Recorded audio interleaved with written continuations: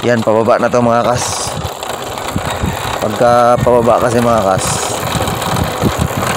pagpapunta kasi ng ng bayan mga kas, maraming paahon.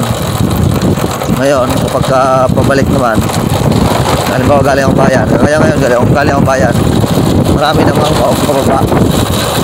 So para makatipid tayo mga kas, pag pababa, pinapatay ko yung makina, tapos inaano ko, neutral ko lang, naka-neutral lang yan, napatay ang makina. Yan, para matipid mga kas.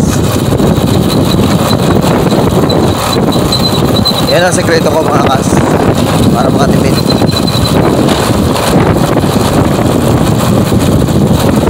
Marami tayong nasasalubong ng mga kas, mga 4 wheels, kasi dinadayo na itong lugar namin. Ayun, swerte nga kayo, natuturo ko kayo ngayon. Maya sa dulo mga kas, makikita niyo yung lugar namin, ang barangay Balatasan.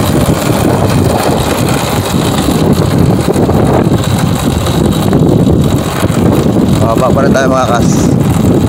Kapag paahon, siyempre paahon, mata rin natin yung makina.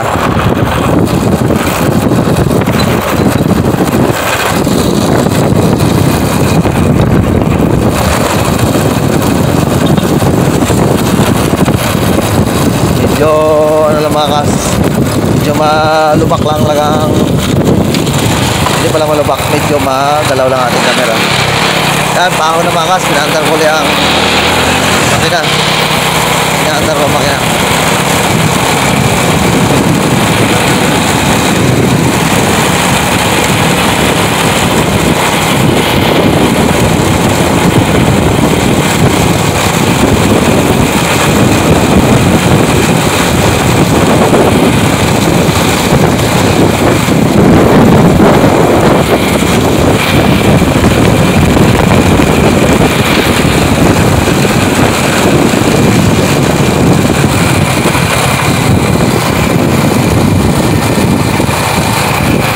Tapos, pababa na ulit mga kas.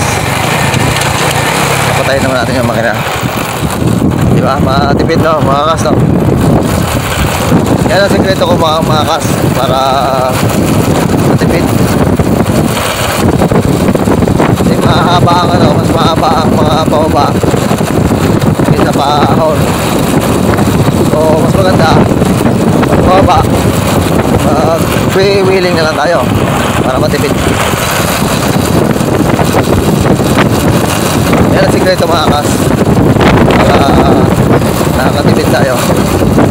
Pero yun yung mga kas, halimbawa lang halimbawa 10 pesos bawat biyahe natin, kasi ito yung pababa, papatayin natin ang makina. Halimbawa lang 10 pesos lang sa kada biyahe, papabayaan o kaya pumalik. Ay halimbawa 10 beses ka namang nagpapayan, 10 times 10, hindi nakatipid ka rin ng 100 pesos. O diba mga kas,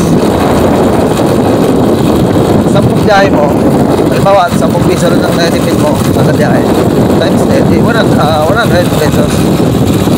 Kaya kas mga kas, may mga may mga malalaking dump truck yung ginagawa ng kalsada dito. Ayan o, ginagawa kalsada o. Ayan, maburbo naman yan mga kas.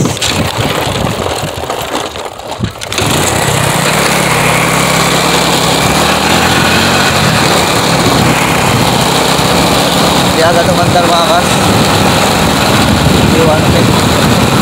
Ayan, ilang huling paahon mga kas. Ayan yung huling paahon. Ito naman, puro pababa na to. Hanggang doon na to sa beach. Nakikita nyo mga kas sa dulo. Ayan, nakikita nyo ang Balatasan beach. Maraming floating cottage.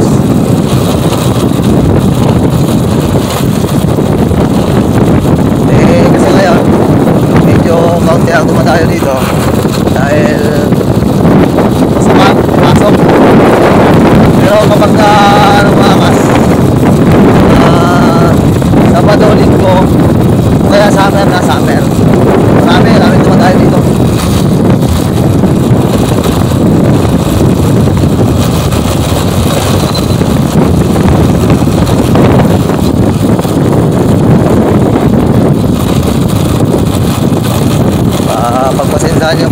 mga kas ang video natin ha.